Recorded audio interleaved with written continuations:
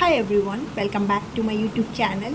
That is Diksha Chauhan. If you are new, please do subscribe my channel. Thank you.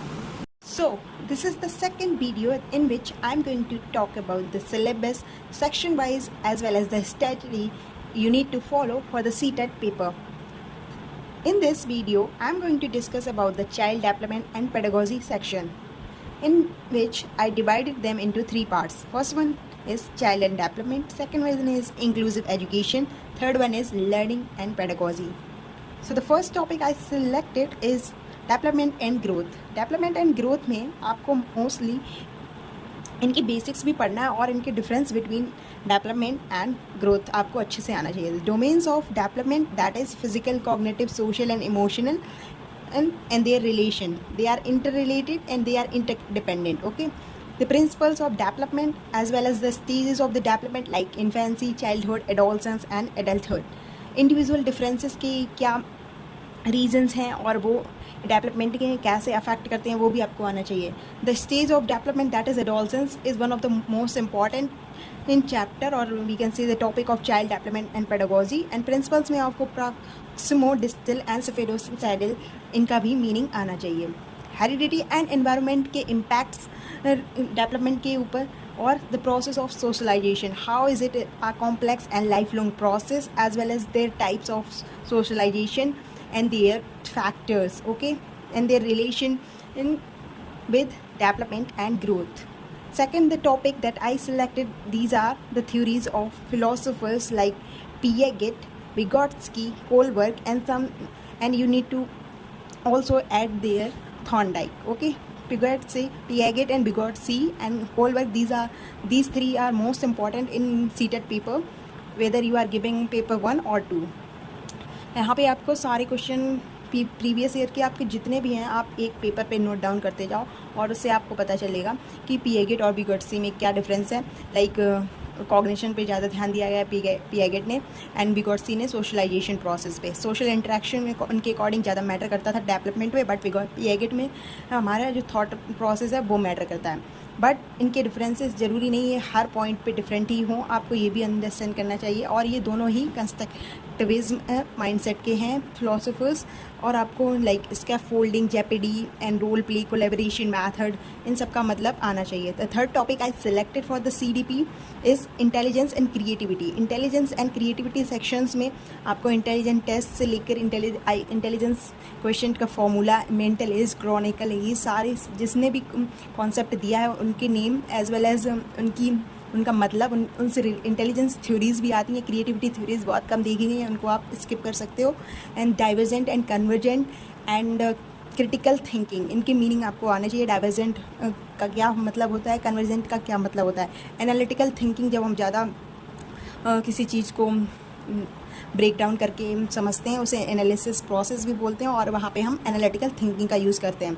Verbal and non verbal test का meaning आपको आना चाहिए. कुछ test specifically देखे गए हैं ऐसे क्वेश्चंस, बट अब वो ज़्यादातर नहीं आते हैं. एलिमेंट्स ऑफ द क्रिएटिविटी, ये पेपर 1 में आता है. एलिमेंट्स के 4 होते हैं क्रिएटिविटी के. और गिफ्टेड चिल्ड्रन क्या होता है, गिफ्टेड चिल्ड्रन की क्या कुछ कैरेक्टरिस्टिक्स हैं जो कि उनकी इंटेलिजेंस एंड क्रिएटिविटी अफेक्ट करती हैं. द टाइप्स ऑफ इंटेलिजेंस, ये टाइप्स ऑफ इंटेलिजेंस नहीं है लाइक ये हार्वर्ड गार्डनर का थ्योरी ऑफ मल्टीपल इंटेलिजेंस है और किसने कितने टाइप्स ऑफ इंटेलिजेंस दिए हैं आपको ये याद करना है. एज वेल एज किस टाइप की इंटेलिजेंस दी गई हैं उन्हें भी पढ़ना है. लाइक थॉर्नडाइक की भी 3 टाइप्स की इंटेलिजेंस उन्होंने मेंशन की हैं. एस्टेनबर्ग ने 2 टाइप्स की है. हार्वर्ड गार्डनर ने 8 टाइप्स की है. लर्निंग एंड टीचिंग, ये टॉपिक हम पेडागोजी सेक्शन में रखा है. एंड बिहेवियरिज्म एंड कंस्ट्रक्टिविज्म का आपको मीनिंग आना चाहिए और इनके डिफरेंसेस पता होने चाहिए. लाइक बिहेवियरिज्म मोस्टली इन्वायरमेंट पे डिपेंड रहता है, बट कंस्ट्रक्टिविज्म एक्सपीरियंस पे डिपेंड करता है. Evaluation and assessment is one of the most important chapter whether you are doing CDP और the subject wise pedagogy. Evaluation and assessment हमें आना चाहिए. इनका डिफरेंस क्या आना चाहिए. Evaluation is wide process while assessment is a short process. And qualitative and quantitative का भी डिफरेंस है. लाइक क्वालिटेटिव इन्वॉल्व करता है evaluation, but assessment is only quantitative in nature. Two types of assessment is seen like formative and assessment. इनके दूसरे भी नाम है assessment for learning, assessment of learning. इनके कुछ प्रिंसिपल्स हैं असेसमेंट के, वो भी पूछे गए हैं, like principle of reliability and validity, आपको ये ध्यान रखना है। और डिफरेंट टाइप ऑफ असेसमेंट आपको आने चाहिए like prognostic, diagnostic, formative, summative, ये और tools of assessment majorly related to formative assessment and summative assessment. और मेजरमेंट एंड टेस्ट का भी आपको डिफरेंस आना चाहिए, एप्टीट्यूड एंड अचीवमेंट टेस्ट क्या होता है, और different type of tools that is related to the assessment आपको आने चाहिए। Next one is the criterion and normative reference test. ये दो टेस्ट ऐसे हैं जो हर एग्ज़ाम में आपको एक ना एक क्वेश्चन आपको मिल ही जाएगा। क्राइटेरियन जब कुछ स्पेसिफिक हम मास्टर करते हैं टॉपिक तो क्राइटेरियन होता है, बट नॉर्मेटिव में कुछ वाइड वैरायटी होती है एग्ज़ाम्स की। ऑब्जेक्टिविटी एंड सब्जेक्टिविटी का मतलब आना चाहिए, as well as objective and subjective test क्या होते हैं, ओपन एंड क्लोज टेस्ट क्या होते हैं, open and close ended questions क्या होते हैं। Bloom taxonomy is one of the important chapter of CDP। यहाँ पे आपको ब्लूम्स ने कितने डोमेन्स दिए, उनके डोमेन्स के जो फैक्टर्स हैं वो भी आपको आने चाहिए। ICT से भी ये क्वेश्चन देखा जाता है, इस लाइक उसके टूल्स ICT की कौन से हैं, और TLM में हम कौन कौन से यूज़ करते हैं। कम्युनिकेशन प्रोसेस के भी क्वेश्चंस पूछे गए हैं। NEP वंस अगेन आ इम्पॉर्टेंट टॉपिक, आपको NPE कहाँ से कोठारी कमीशन से इम्प्लीमेंट हुआ था पता होना चाहिए, कब कब नेशनल पॉलिसी ऑफ एजुकेशन दी गई थी। NCF 2005 मोस्ट इम्पॉर्टेंट है, ये इसने किस सब्जेक्ट के बारे में क्या कहा है ये आपको आना ही चाहिए। Next one is concept of inclusive education. Inclusive education का हमें मीनिंग पता होना चाहिए, as well as integration education का भी। इन दोनों का डिफरेंस पता होना चाहिए। लाइक इंक्लूसिव एजुकेशन सारे बच्चों को एक साथ समान तरीके से उनकी नीड के अकॉर्डिंग पढ़ाता है, बट इंटीग्रेशन एक स्टैंडर्डाइज करिकुलम फॉलो करता है। एक्सेप्शनल चिल्ड्रन का मतलब as well as gifted children का भी मतलब आना चाहिए। राइट टू एजुकेशन इन 2009 ने बच्चों से रिलेटेड क्या कहा है और इस आर्टिकल में क्या बोला गया है, कितनी डिसेबिलिटीज़ इसने प्रोवाइड की हैं। Demands of inclusive education, demands of inclusive education as well as their characteristics, उसकी क्या कैरेक्टरिस्टिक्स हैं, like education for all, differentiated curriculum and right to education को भी ये बढ़ावा देना है।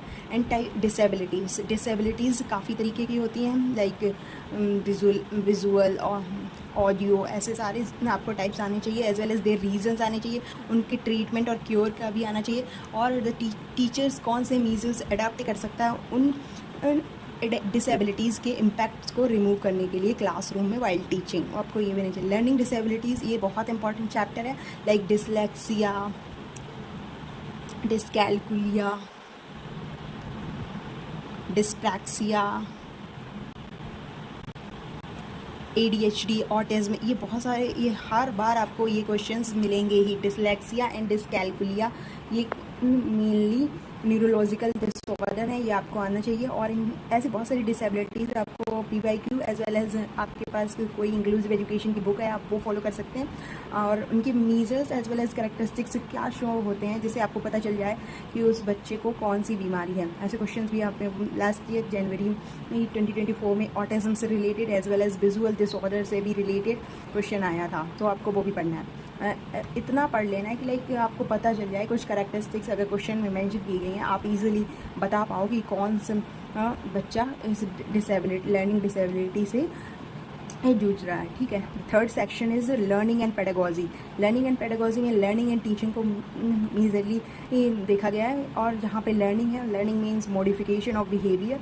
अब प्रोग्रेसिव एजुकेशन क्या होती है, कंस्ट्रक्टिविज्म क्या होती है, चाइल्ड एजुकेशन से चाइल्ड सेंटर एजुकेशन हम करिकुलम में अपने फॉलो करते हैं। लाइक NCF 2005 ने child centre education and progressive education के बारे में क्या बोला गया है। Motivation is also important for the children whom we are teaching. The types of motivation, there are two types of motivation, intrinsic and extrinsic, और उनकी लॉज मोटिवेशन की जो थॉर्नाइक ने दिए थे, as well as techniques we can apply in our classroom to increase the motivation of the students. ये भी question पूछा गया। और how to master a topic, वहाँ पे हम मास्टरी ऑफ द टॉपिक करते हैं, तो ये इंक्रीज़ करेगा मोटिवेशन को या डिक्रीज़ करेगा, ऐसे क्वेश्चंस आपको आने चाहिए। लर्निंग थ्योरीज आपको आनी चाहिए। बिहेवियरिज्म एंड कंस्ट्रक्टिविज्म दो ही मोस्टली पूछी जाती हैं, ईदर इट्स पेपर 1 और 2। The third one is cognition and emotion. Cognition and emotion का हम ये पहले से पढ़ चुके हैं कि जो भी डोमेन्स हैं डेवलपमेंट के, जो कि 4 डोमेन्स हैं, वो इंटर रिलेटेड हैं एंड इंटरडिपेंडेंट है। तो इट्स ऑब्वियस कि कॉग्निशन और इमोशन एक दूसरे से डिपेंड करेगा, ये क्वेश्चन भी पूछा जाता है। Learning what is learning and its characteristics, as well as what are the processes that are consist of learning, maxims of learning, phases of teaching क्या होते हैं, levels of learning, जो 3 levels है ना, memory, understanding and reflection, उनके वो किसने दिए हैं, उनकी क्या characteristics हैं, आपको सारे आने चाहिए। as well as principles of learning क्या है, methods of the teaching, ये भी एक important chapter है। like हमें avoid करना है lecture method, discovery method and experimental method आपको फॉलो करना है जब भी हम साइंस पढ़ाते हैं।